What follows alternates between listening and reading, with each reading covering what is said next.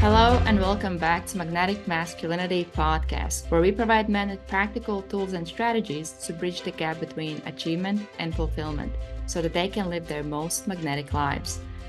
Today, we continue relationships and we talk about an important topic, which is attachment styles and love languages. And maybe before we get into the role that they play in relationships, can you talk a bit more on like what are attachment styles, what are love languages, and introduce us with this concept and this information? So both love languages and attachment theory are two very popular tools that really allow us to diagnose and repair when something is broken in our relationship or fractured, and also helps us understand more deeply our wants, needs, boundaries, and values, and also can help us understand why things might not be working or why conflict comes up or we start feeling disconnected in our relationship. So the 5 love languages, there's a book called The 5 Love Languages, and it was a way, it's probably not the whole story, but it's a very good, very simple way to better understand how we receive our needs. So for instance, when we talked about like everybody has a need to feel loved, accepted, appreciated, admired, the love languages help us refine that down a bit. For instance, so the 5 love languages are gifts, acts of service. So gifts would be giving somebody something. Acts of service would be, I filled your car up with gas and did the dishes. Touch, which is touch. Words of affirmation, which is thank you, I appreciate you. You look so hot today, whatever it is. And then quality time. So I like all 5 of those things, but some people are very strong one way or the other. And when we're assessing compatibility with our partner, it's important to understand how that person receives love. For instance, I had a relationship once, I really like a lot of touch. Touch is how I receive love. So I like quality time and touch. I like all of them, but I like quality time and touch the most. And I had a partner who does not really love being touched or touching. What he liked was gifts, because in his family, that's how they showed love, was to buy each other gifts. So, or another example, I have a client who very much values saving money. And he kept attracting women and partners whose primary love language was gift giving. And that's not how he likes to give gift. He's a poet, so he likes to give gifts with words of affirmation, or he likes to show love with words of affirmation. So it's looking at ourselves and saying, how do I receive love? What makes you feel loved? Do you want somebody to put gas in your car, do the laundry for you, make you dinner? Do you want somebody who says, hey, I just want to tell you I appreciate you? Do you want to be touched in public? Do you want just quality time with no phones together? So it's just being really curious and exploring both yourself and your partner to see what it is that you can do, each one of you can do to really meet each other's needs. And so the 5 love languages are one of the simplest ways to just sort of start dialing in that the practical application of how we receive love and how we feel loved and adored and appreciated and connected and loved by our partner. How men could identify what are love languages that they would prefer, if maybe receiving love or even like thinking about it and feeling it and going into that emotional realm of it is really unfamiliar, or maybe might feel like it's really uncomfortable even like to think about it, or they might think that like what's the point, or why should I kind of bother with this? Yeah. Well, first of all, if you want to have a fun, happy relationship, you're going to have to make what is currently unfamiliar and uncomfortable familiar and comfortable. And that's going to be a process, and you're just going to have to do it. Otherwise, you're not going to have really fun, fulfilling, exciting, connected relationships. So you can acknowledge where you're at without judging yourself and say, right now, it feels really uncomfortable and unfamiliar to receive love.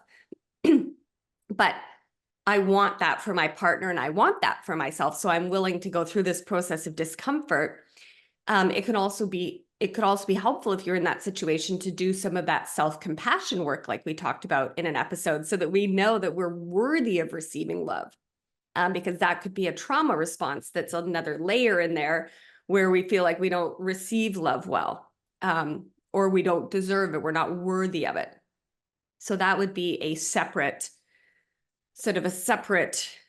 line that we would want to work on. But yeah, I would say that really, what are the alternative? The alternative is to feel lonely, disconnected, and probably not have very successful relationships. And think of how fun it would be if you had a relationship like I do, where you're just constantly filling each other's buckets. And it's just more like, I'm going to do this for you and this for you and that for you. And then my partner and I both give and receive all the time. We both have like overflowing love accounts. It's just a really fun way to live, even if it's not familiar, which it was not familiar to either of us. And both of us have a history of very codependent or unhealthy relationships in our history. But it's like any skill, you can learn it at any time. And I think it's one of the most important skills that we could learn is self-worth, giving, receiving. Because if we're only giving, and we're not receiving, that's usually a sign of shame. There's no point in being ashamed of our shame, but it's often a sign of shame. And when I'm working with a client like that, I say, well, you love doing things for people. So in order for you to feel good about doing things for people, it requires other people to receive. So don't you want to give that gift to others of receiving? And the more you have in your bucket, or the more, the more full your cup is, the more you can give to others, because you can't pour from an empty cup. And what could men do to understand their partner's love languages, or what is it that they would prefer, or how they could give love again, if that again might not be as familiar to them as well? Yeah. Well, I think it starts with a conversation. You could go for counseling, therapy, coaching. You could read the book, The 5 Love Languages, and you could just treat it like a fun experiment. You could be curious. There's also, I'm just going to pull it up. There is an online quiz that you could take. It's called the 5lovelanguages.com. And you can go there and you can fill out a questionnaire. And that'll help you understand. It'll just ask you questions like, do you like this or that? And you just be completely honest. This is not about what do I think that I should say in order for my partner to think a certain way about me. This is about being fully authentic and saying, yes, this is what I love. And what would happen if these love languages clash, in the sense of one person wants to receive this, but the other person prefers to give the other language? Yeah, that's a great question. So occasionally I've met couples that are so completely incompatible that it would require them to be completely inauthentic in order to meet the other person's needs, and vice versa. And then that can sometimes be a conversation that they need to have more deeply, but it could be more like, hey, like in the case of one of the client that I mentioned who really dislikes giving gifts.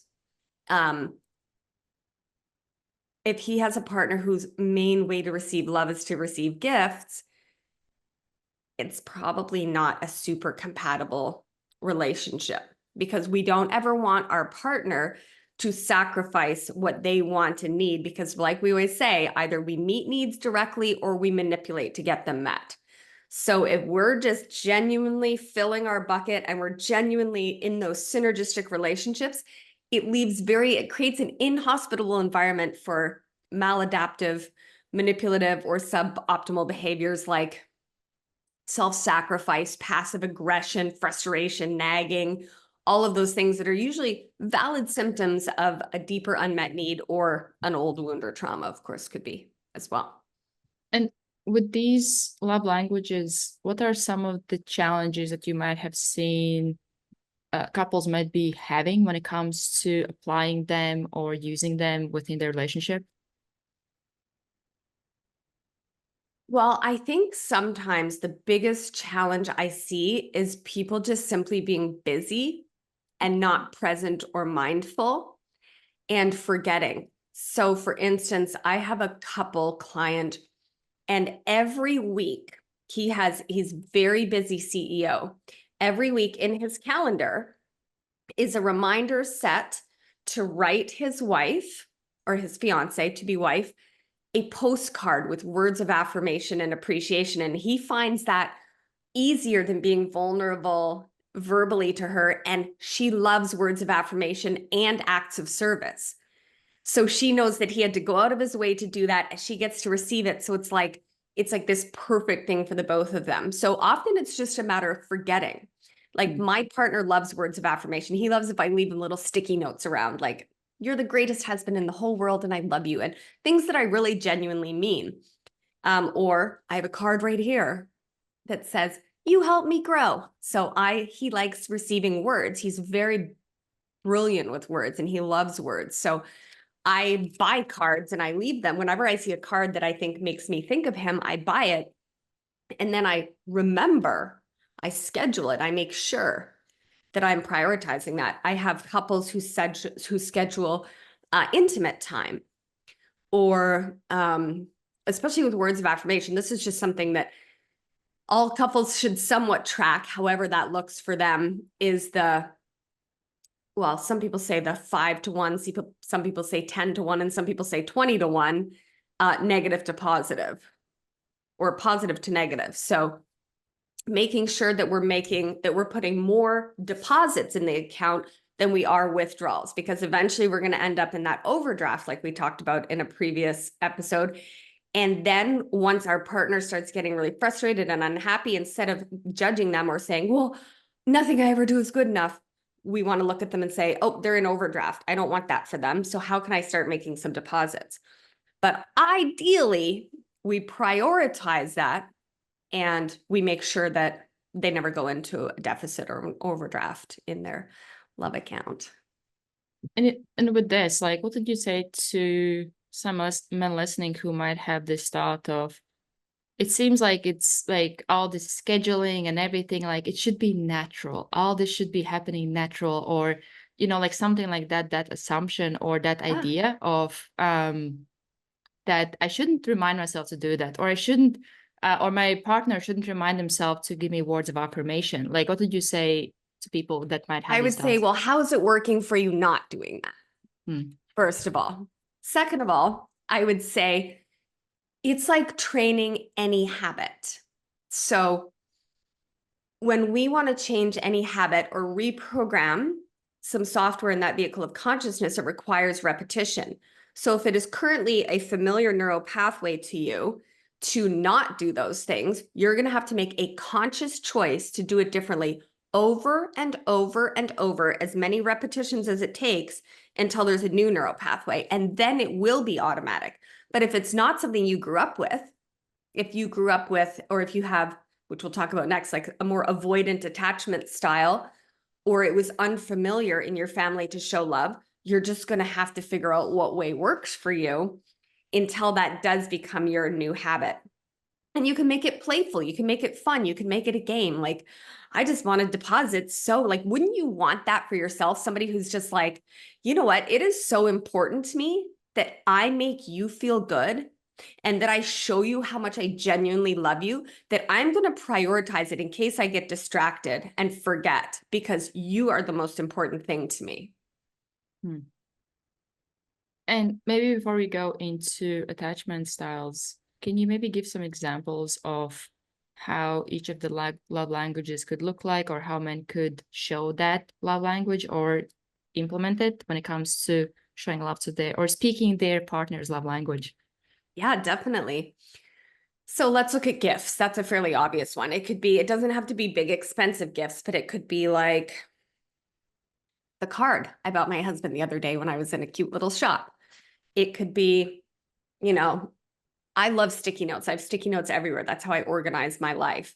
It could be like, hey, I picked you up some sticky notes today in your favorite color. It's just a way for them to show that they were thinking of you. And for people that receive gifts, it would be very important to them that Christmas, birthday, anniversaries, that there's some sort of thoughtfulness. It doesn't mean stretching your budget and violating your own financial safety and boundary. It could be something that's that's smaller, or something that is, you would want it to be thoughtful and meaningful. And again, you want to make sure that it's not violating your boundary and your feeling of safety. So gifts, I think, is a fairly easy one. Now, sometimes men have shared with me that their partners have very expensive tastes, which I also definitely do. But I am very conscientious that I know what my husband's financial safety boundaries are. And because he is an equal part of me, I will never ask, desire, or put him in a position to make him prove he loves me. That would be a sign of a very unhealthy old trauma, or a sign of something that really needs to be worked on, because we don't ever want our partner to do something that stretches. Well, we might want them to stretch a little bit, like stretch out of their comfort zone. But what we don't want to do is violate their safety or boundaries. It's a very common but unhelpful, unhealthy symptom of some deeper work that needs to be done if we want our partner to suffer to prove they love us. So, like, for instance, if my partner very much disliked, I lived with a man who was very introverted and very he had a little bit of social anxiety. He didn't like a lot of crowds. He was brilliant, but just like got easily overstimulated. So if it was important to me that I go to those things, I went to them alone. I wouldn't be like, well, you have to prove you love me by going and doing this thing that you hate. That's not very loving to our partner, right? Mm-hmm. I also dated somebody who didn't love touch as much as me, but I love touch. So he was like, why don't I buy you a massage every 2 weeks? Buy you a 90-minute massage. And I was like, that's a reasonable, okay, let's try that. Like, that might do it. So, you can do some creative problem solving. So gift giving. Words of affirmation is somebody who wants to hear, I appreciate you, I love you. For somebody like this, praise baths can be heavenly. And a praise bath is something that I do with my husband, that I have a lot of my couples and clients do, where you just sit down and you honestly tell them everything that you can think of that you like about them, everything you appreciate about them, everything you admire about them, everything they do that you love. Like, my partner makes me celery juice every morning, and I love that. And I'm like, I love it when you make me celery juice every morning. I feel like a princess, and I love that you clean up after. And it's just, when I wake up in the morning, I feel so happy knowing that you're going to do that for me. So that's words of affirmation. It's, I love you. I appreciate you. You look beautiful in that. Hey, it really means a lot to me that you drove the kids to school every day this week. That's really important. And I just want you to understand that I know how repetitive that task is, and I appreciate you so much. So words of affirmation. And I mean, other than the gifts, which we can do inexpensively, all these things are free. They're like for free. They're so easy. They might be unfamiliar, or they're so simple. They may not be easy for you. Let me correct that. They might not be easy for you at the beginning, but over time, they're going to become familiar, comfortable, easy, and for free. Most of what most of our partner wants at a deep level is free. And it's not that hard, and it doesn't take all that much time. It takes repetition. So we've done gifts. We've done words of affirmation. Acts of service is putting gas in your partner's car for them so that they never have to put gas in their car, or asking them, like, what chores do you really dislike? Like, I do not like emptying the dishwasher. I don't mind loading it, but something in my body, I just start going into a full body pout at the thought of having to empty the dishwasher. I don't like that job. My partner always empties the dishwasher. He doesn't mind it. And I love to cook for him. So I always cook for him most of the time. He's more than willing to do it if I ask him, but I love doing that for him. So it's finding things that you don't mind. Maybe you don't love it, but you don't mind doing, that your partner's like, ugh. Or, mowing the lawn. Although a lot of men are like, well, I take out the garbage and mow the lawn. Okay, but those might not be the acts of service that your wife would really appreciate, or your partner or your boyfriend or whomever you're with would appreciate. So you want to ask them, what things do you really dislike doing, or what would be so meaningful to you? And a lot of women will say, like vacuuming. Okay, so I had a couple ones. I'll give you an example of this. And bless her heart, she was like, I want him to understand that I don't like doing any of the house chores. She had a very professional job.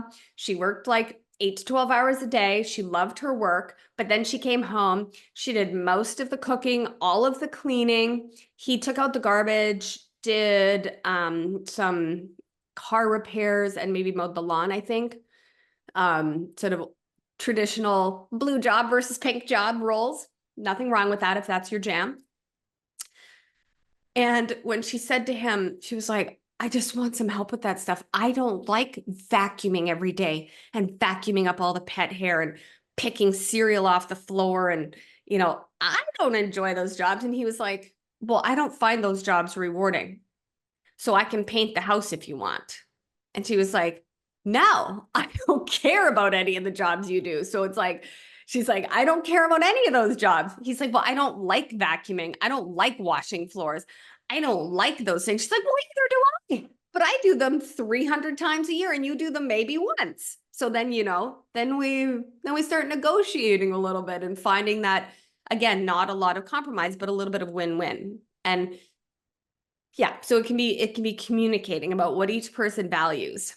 And I have like spreadsheets and workbooks that I help couples work through this, but and sometimes you don't want to violate your own boundaries, but sometimes you do have to suck it up a little bit if it's something like, well, I don't like vacuuming. Well, if neither of you likes vacuuming, if one person says, okay, I don't like vacuuming, but I'll do it because you always pay the grocery bill. There can be some sort of like a win-win. We want to feel like there's some sort of again, I don't love the idea of compromise, but it's sort of okay, well, would you rather do this or that? It's just continuous communication, connection.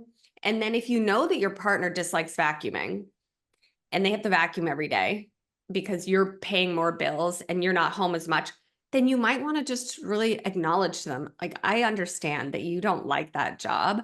It must be so boring and repetitive and tedious. Like, thank you for doing that. I appreciate you. Like, I see you. I know you did that. Like, a lot of women would love just a bit of that because a lot of and again, I'm gender stereotyping. And I have couples that have opposite gender roles where he stays at home and she works. That's perfect too.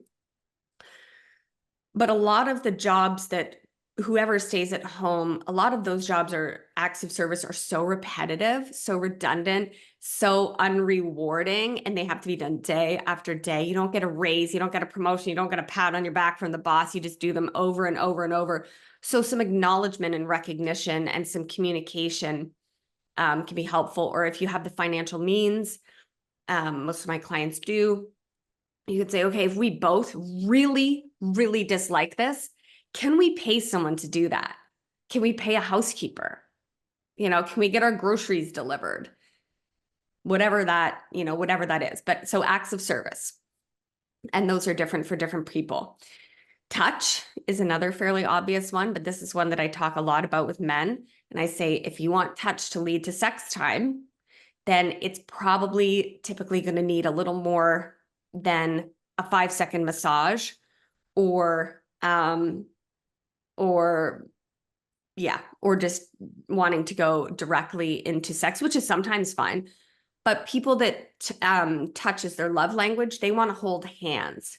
They want to have their hair stroked. They want to have their face touched and say, I love you. They want sometimes public displays of affection. They want a hug. And the more that bucket is full, the more they are likely to say, let's go have other touch time too. So it pays off in a lot of ways where, again, when we have that mutual meeting of needs and both people feel seen and heard and safe, the really fun bedroom part tends to get really exciting and a lot more frequent. And touch also could be massage, but with not necessarily leading to anything. It could just sometimes be, let me just give you a head rub before we go to sleep and that's it. Or again, it could be hand holding. It could be, a hug, a kiss. And with quality time? Quality time is doing activities that you both enjoy together. a lot of men say, well, I spend a whole bunch of time with my partner. And I'm like, okay, well, what are you doing? And they're like, well, they were grocery shopping, or they were talking about their day, or they were, they went somewhere together, or they, there's a difference between time together and quality time together. The first thing I would say about quality time together is no phone. This is presencing. This is being curious about your partner. This is talking to them. This is finding a hobby you can both do. Go play pickleball together. We have, my husband and I have a ping pong table in our garage. We play ping pong together once a day. We kayak together. Every Saturday, we have what we call Sacred Saturday. 24 hours, we have no devices. So there's no phones on, there's no television, there's no nothing.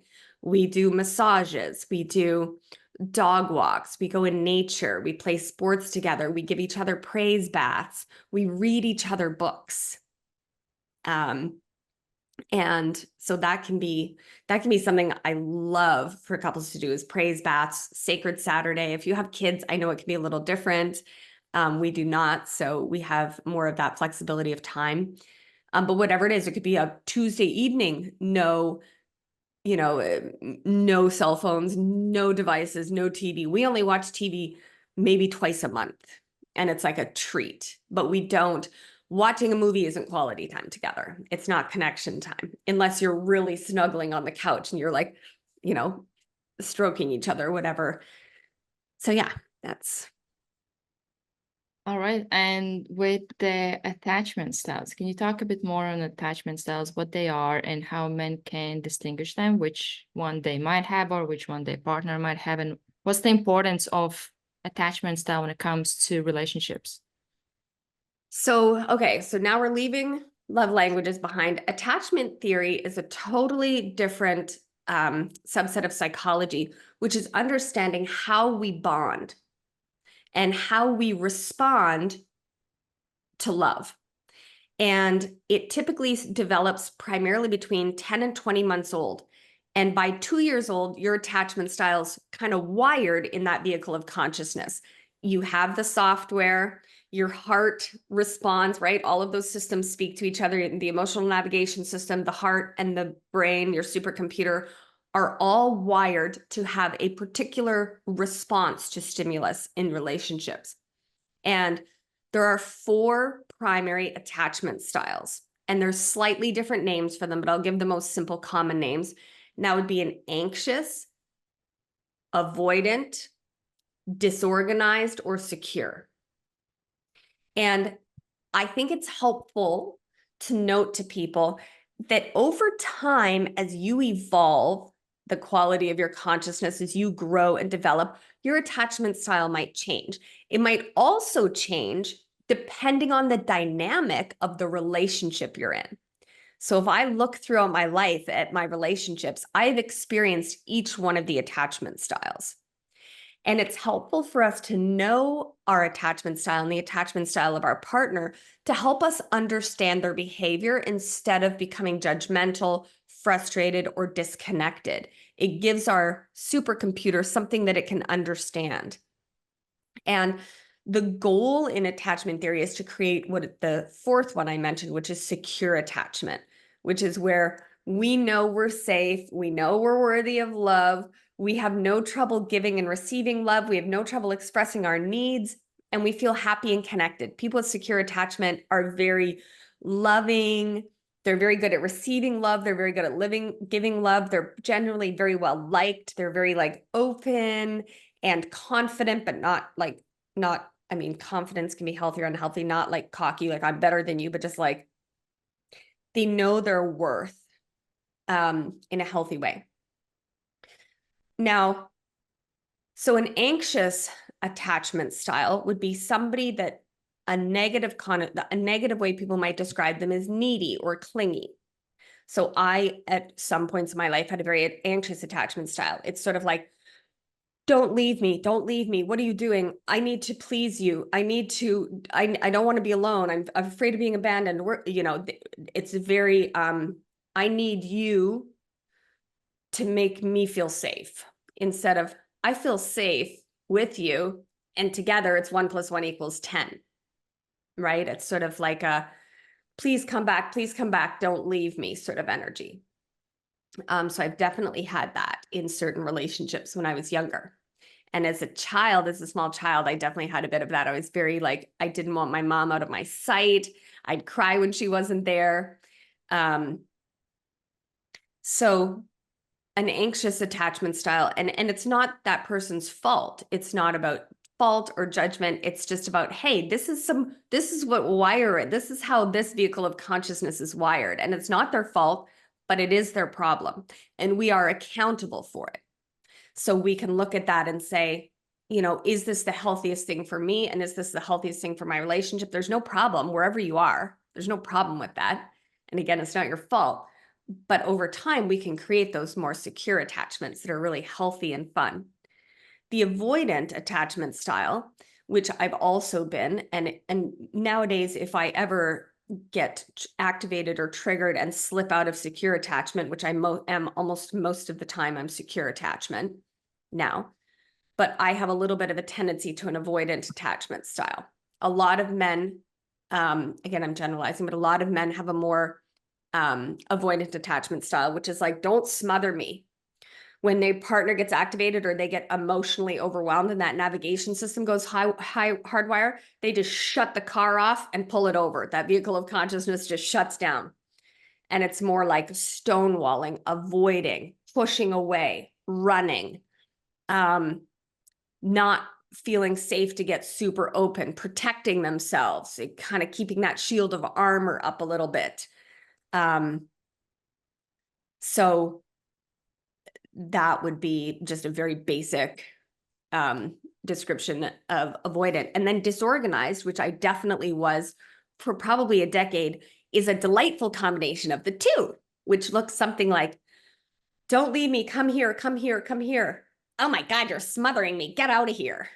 Wait, where are you going? Come back. It's like a little bit of A and a little bit of B, depending on how you're feeling in any given moment. And it's almost like those different parts of you, if you go back to our parts work, have different needs, and neither of them has a healthy way to meet that need. So they just kind of take turns grabbing the talking stick. I need you. Please come here. Don't leave me. Let's be really close. And then part of you that's like, this isn't safe. Don't be close to me. Don't open up, but don't be vulnerable. Shut down. Get away. This is going to lead to pain. And then you just kind of flip-flop between the two. There is, hang on, let me pull this up. There is a website that I often have clients use, and it's called theattachmentproject.com. And it goes into, I'll see what it says. It goes into how these develop in childhood and how to avoid that. So if you're a parent, it tells you how to create secure attachment in your child. But as adults, it's fair to say that a lot of people just have a little bit of a tendency of one of these other attachment styles. You can take a quiz that helps you. But again, I invite you to remember that that's just a snapshot of where you are now in your current relationship. And that can change over time. And it might be that you are a different attachment style in different relationships. But in my experience, it's a tool I really like. I think they are I think they're doing a great job. It's a wonderful website. And I think it's a really thorough and very helpful test to help you sort of understand that. And that's something you could do with your partner for quality time. And like, who doesn't want somebody, imagine somebody being so curious about you. Think about astrology or Myers-Briggs or whatever, lots of them that are very popular, the Enneagram. We all want to be understood. So imagine if your partner was like, hey, I just really want to understand you better so that I get to know you better, so that I can meet your needs more. I'm fascinated. You know, I want to learn you. Let's sit down and do this together. And I'm going to study yours and you can study mine, so that together we can create strategies so that we both just feel amazing. And we both feel seen and heard and loved and appreciated and understood. And, you know, I think that's a pretty worthy goal, even if it feels very uncomfortable or unfamiliar.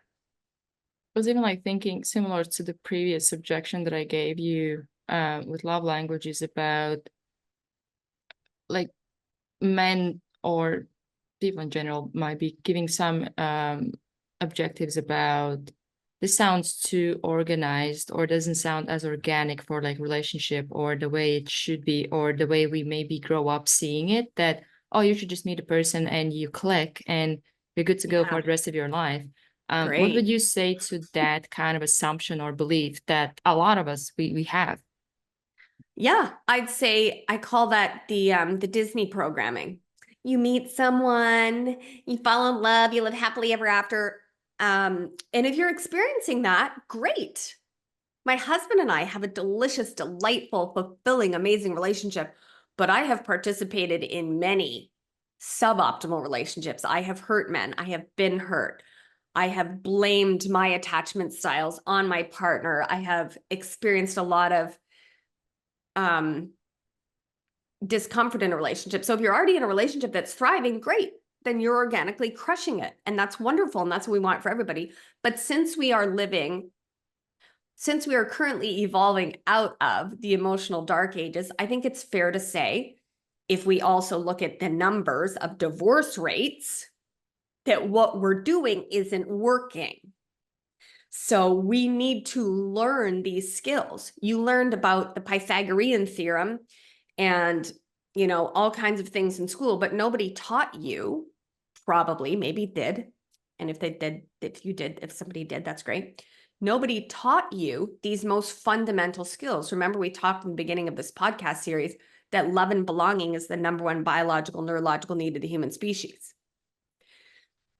But we're not taught how to achieve that. So that's why we develop shame and fitting in and projections and passive aggression and avoidance and challenging relationships and ego and all of these things. So if you're like, my partner and I are just like, phew, we're just like, our cup is so full, it overflows wherever we go, and we both feel so loved and adored and cherished, then great. You're probably in a secure attachment and you're probably either naturally meeting these needs. But if your relationship is not delicious, delightful, if it's not 1 + 1 = 10, if you're not, constantly supporting each other's growth and picking each other up and making each other's lives better and reminding your partner how amazing they are, if they have a day where they forget, then I'd say you need to learn some skills, because otherwise your life's not going to be as much fun and your relationships aren't going to be as fulfilling, and you're way more likely to hurt people. So that's another aspect of it. If you don't understand these things and you're like, oh, this should just work out normally, chances are, which I'm speaking with a mirror, not a ruler, chances are you're going to be more likely to participate in those subconscious patterns of your parents' marriage or of whatever you saw on television growing up or whatever you learned at the soccer field with your bros, whatever it is. Chances are if you don't learn these emotional skills, if you don't learn these things, chances are you're going to be inadvertently hurting people. And saying it's not my intention to hurt people is valid, but I'm also all about accountability. And you are responsible for your feelings. You're responsible for how you treat others and how you impact others. And I think that as we evolve out of the emotional dark ages, it takes these men, these evolutionary leaders, to say, wait a minute, I think I can do better. I wasn't set up for success. I have this gap in my knowledge. So it's not about failing or what you're doing isn't good enough. It's about going from a level 10 to a level 15. And you're just going to be a better father, a better husband, a better boyfriend, a better partner, and you're going to feel so much better. You're going to be able to bridge that gap between achievement and fulfillment, because the fulfillment comes from the stuff we're talking about. Can you maybe talk a bit more on the skills? Because I feel like that's something that could be really reassuring for men listening who might have thought that, oh, I'm this attachment style, so I have no hope, or I can't change it, or something like that. Can you talk a bit more on like the skill aspect of it and how it can be learnable, or you can program yourself, or what would be the process? Oh, yeah. And there's lots of different models in relationships that you can either do as a couple or as an individual. If you have a partner who's like, I really want to work on this together, there's emotionally focused therapy, EFT therapy, which is very effective. You can do internal family systems therapy. You can work with a coach. You can read books. There's so many things you can do. It's just software. You didn't choose the software. It was installed for you. Like for instance, in attachment styles, it was before you were 2 years old. That was the program that was running, but you are the pilot of your vehicle of consciousness. And it might feel uncomfortable to try new things, but you can do it. It's not who you are. It's not your worth. It's none of that. It's just old, outdated software that you can absolutely reprogram. Absolutely. And you should, because your life is just going to feel so much more fun. What are some of the things that might be getting in the way of that, like reprogramming? I'm not villainizing ego. I think ego is great. I love my ego. I think, again, ego is just sort of like a word for the culmination of our parts. If somebody wants to refer back to our parts episode, it's just ways to manipulate to get our needs met. So ego, stubbornness, shame, often straight up oblivion, like just not knowing. But I'd say often with men, it's pride and ego.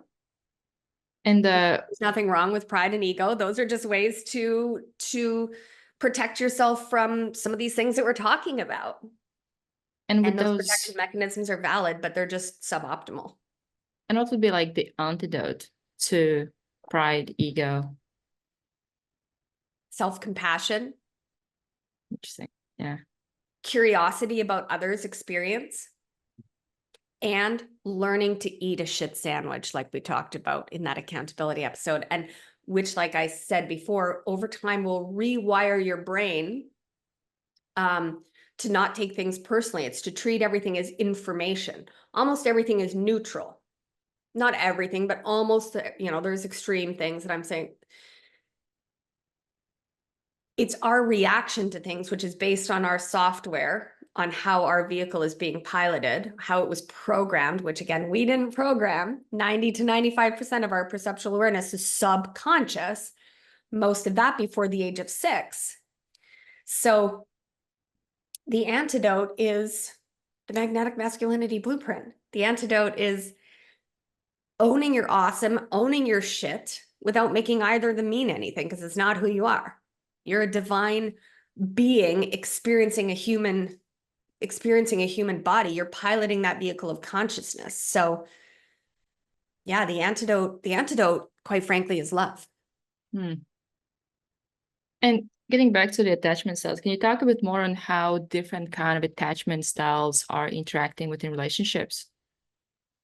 Yeah, we could do a whole episode about that, but it's happening continuously. For instance, if we feel judged, so if our partner says, "Oh, you're home late again," and you think, "Oh, she thinks I'm not good enough. I'm not a good enough husband, or I'm not a good enough man," or whatever that is, and you are an avoidant attachment style, you're going to shut down and you're going to wall yourself off and you're going to pull away, which to her is going to feel like emotional starvation, and actually is emotional starvation and creates a lot of pain. And if she's an anxious attachment style, she's going to get really upset because she needs closeness. We all need closeness, but we're either reaching for the closeness or we're shutting it out. And the more somebody pulls, the more the avoidant will push, and the bigger the separation between you comes, even though at the core, what both of your authentic need and want is to feel secured, to know that no matter what, I got you. Like, I'm here for you. I got you. And it's okay when you're angry, and it's okay when you're sad, and it's okay. I am always going to be here. I love you.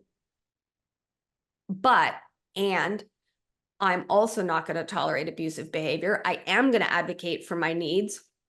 And if you have some suboptimal program that's created a virus in the software, let's work on removing it instead of just saying, I won't look at it and impacting, because as the expression goes, hurt people hurt people.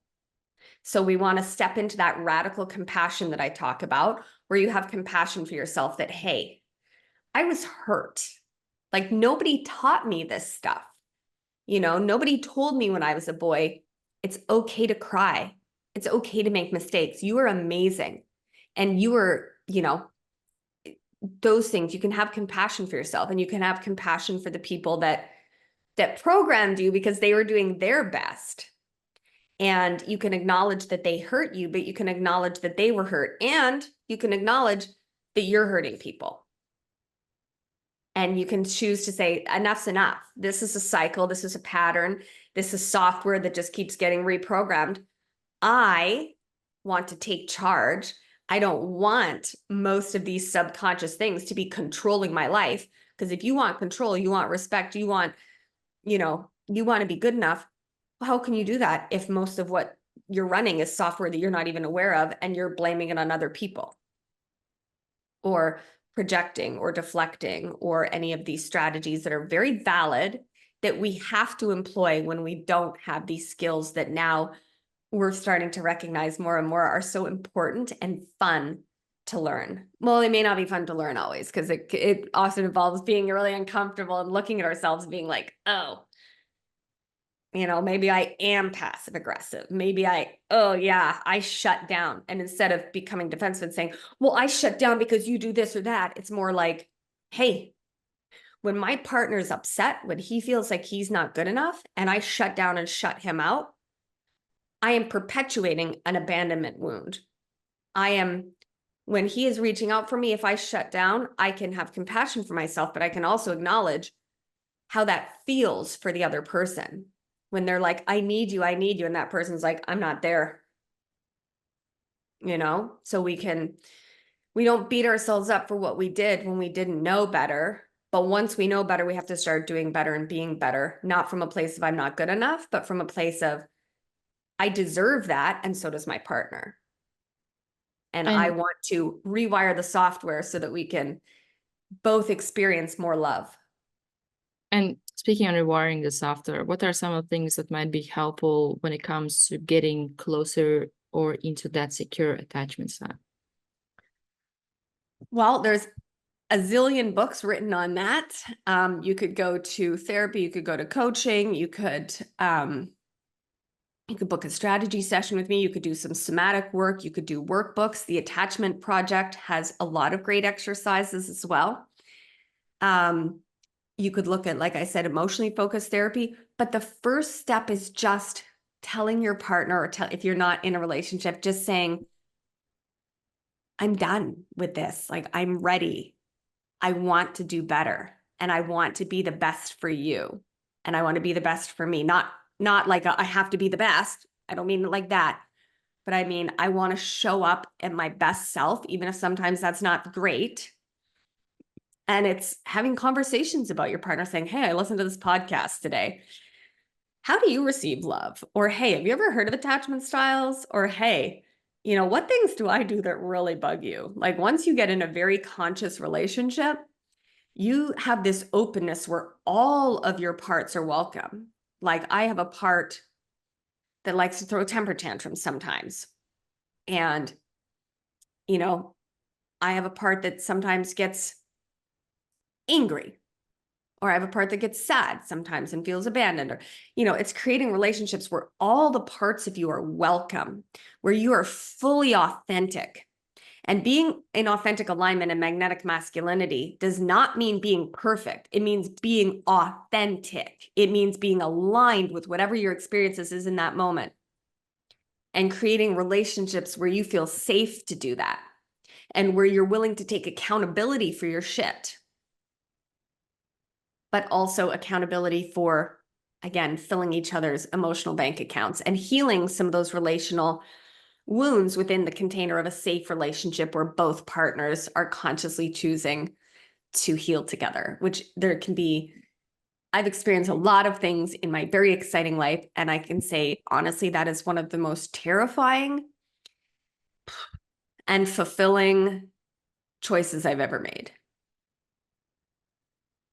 All right, well, that's attachment styles and love languages. Anything you want to add? No, I think that's a lot for one day.